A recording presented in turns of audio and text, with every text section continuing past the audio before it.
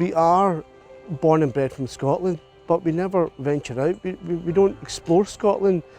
How can you live in a land where you haven't explored outside the walls of Glasgow?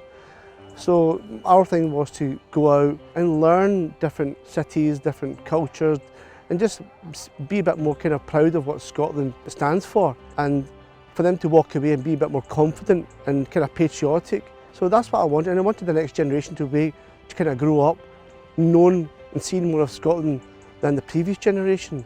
There's two aspects. There's one aspect of exploring Scotland, but the other aspect is more about the health and well-being.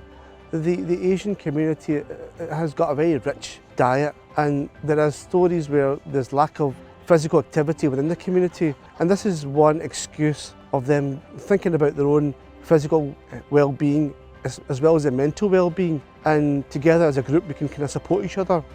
About 7 years ago, I was introduced to Boots and Beards. From there on, it's part of history now. I've been going along with their walks, not all the walks, but most of the walks I've been doing. I always talk away to new friends and meet people. Small community, the Asian community in Glasgow is a small community.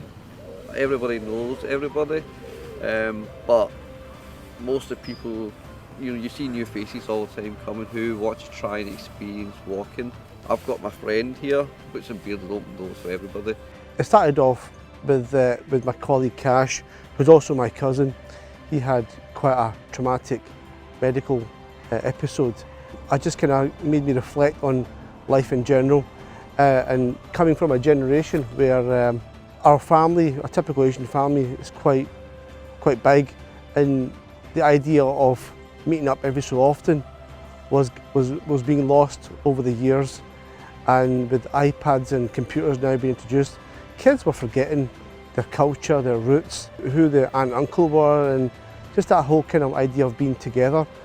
And I said to Cash, I goes, you know what, life is too short, and watching him, what he had been through, we need to do some events as a family. So I suggested hill walking as an activity.